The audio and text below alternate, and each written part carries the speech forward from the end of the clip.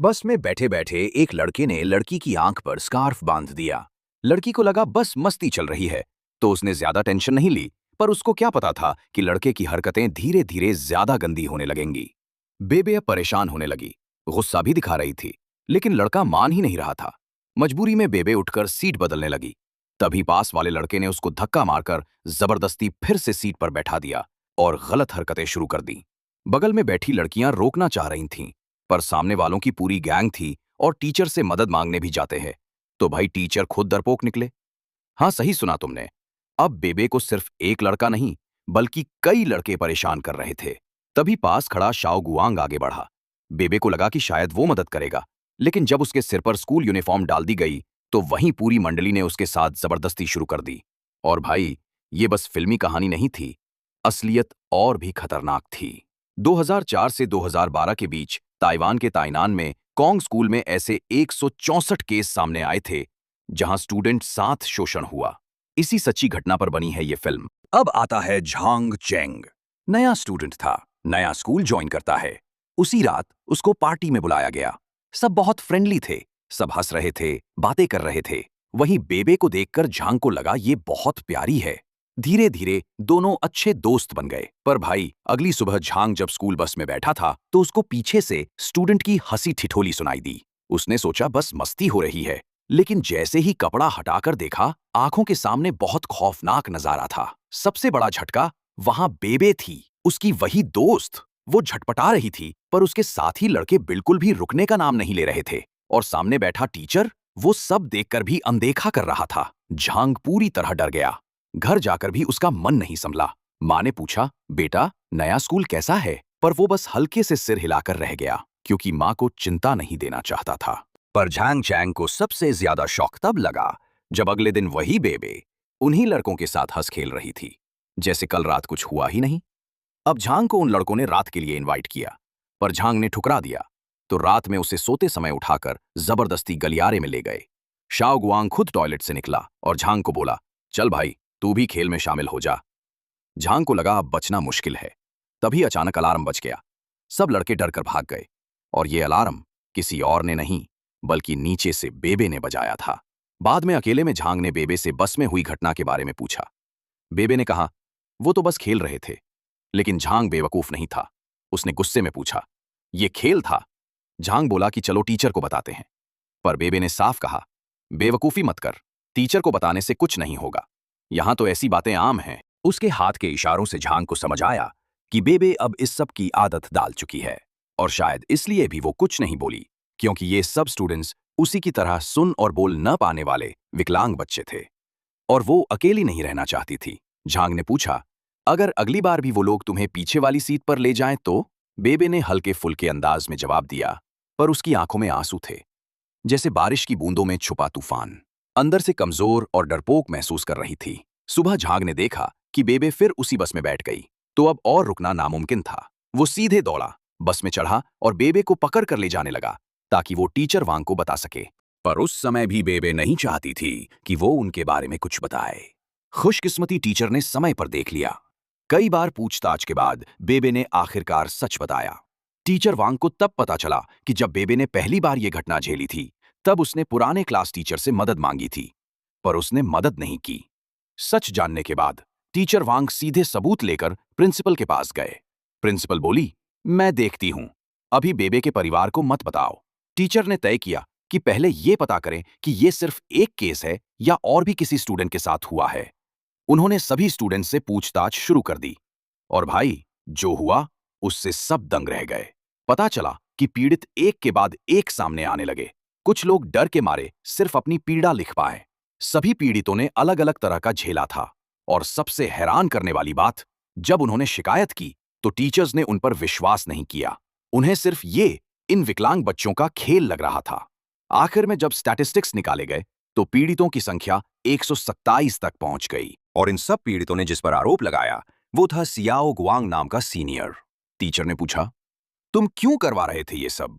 Xiao गुआंग ने बस कहा, मजा आ रहा था। वांग टीचर को डर लगा कि कहीं सियाओ गुआंग खुद भी पहले परेशान तो नहीं हुआ। पर सियाओ गुआंग ने कहा, किसी ने मुझे आज तक हाथ नहीं लगाया। इस पूरे मामले की जांच के बाद लोग अपना गुस्सा झांग चेंग पर निकालने लगे। वजह, सब सोच रहे थे कि झांग चैंग की वजह से उन्हें बुला बुलाकर पूछताछ करवाई गई।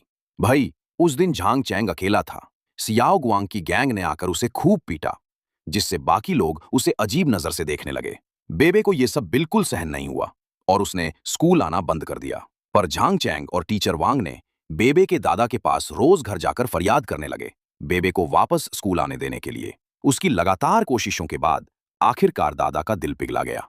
झांग चैंग ने बेबे के दादा से वादा किया कि अब वो कभी बेबे को तंग नहीं होने देगा। बेबे फिर से स्कूल लौटी। सोच रही थी कि अब किसी की हिम्मत नहीं होगी उन्हें तंग करने की। पर भाई, अगले दिन ही झांग चैंग को वो लोग सीधे वेयरहाउस में खींच लाए। वहां उसने देखा कि एक जूनियर लड़के को पकड़कर मुंह दबाकर दीवार के पास रखा गया था। अगर झांग चैंग को भी ये लोग शामिल कर रहे थे उस लड़के के मजे लेने में, और अगर वो शामिल नहीं होता तो वे लोग बेबे के साथ खेलते। जूनियर लड़का उनका शिकार बन गया। और सबसे अजीब बात ये कि ये सब कुछ सियाओ गुआंग और उसके दोस्तों ने रिकॉर्ड कर लिया। इतना शर्मनाक और अपमानजनक अनुभव देखकर झांग चैंग को उल्टी आ गई। पर भाई, बेबे की सुरक्षा का ख्याल आते ही उसने सब सह लिया। पर कुछ नहीं बदला था। बेबे के साथ में फिर से खाली टॉयलेट में सब हो चुका था। धूप खिड़की से उसके ऊपर पड़ रही थी, पर उस वक्त उसे कोई रोशनी नहीं दिखी। इस घटना के बारे में वांग टीचर ने फिर से सब सुना, पर बेबे ने रिक्वेस्ट की कि दादा दादी को मत बताना। वो नहीं चाहती कि वांग टीचर फिर दादा के गुस्से का सामना करें। वांग टीचर बेबे की मजबूत मुस्कान देखते ही अपने इमोशंस को कंट्रोल नहीं कर पाए और क्लास से बाहर निकलते समय खुद को बहुत दोषी महसूस किया। लेकिन भाई, इन सब के बावजूद बेबे सिर्फ दूसरों के बारे में सोच रही थी। फिर झांग चैंग ने सियाओ गुआंग को पकड़ लिया और जमकर पीटा। गुस्सा उसके दिल से सीधे मुक्कों में बदलकर सियाओ गुआंग के चेहरे पर पड़ा। और अजीब बात यह थी कि उस वक्त सियाओ गुआंग ने वापसी हमला भी नहीं किया। इसके बाद और भी चौंकाने वाली खबरें आई। सियाओ गुआंग हॉस्पिटल में भर्ती था। इसके बाद कुछ लड़के फिर से झांग चैंग के पास आए। झांग चैंग सोच रहा था कि शायद अब सियाओ गुआंग का बदला लेने आए हैं, पर भाई, उन्होंने जो किया वो चौंकाने वाला था। उन्होंने झांग चैंग को एक वीडियो दिखाया। असल में पता चला कि सियाओ गुआंग भी एक पीड़ित था। बचपन से ही सियाओ गुआंग के साथ भी वहां के कुछ टीचर ने गलत काम किया था।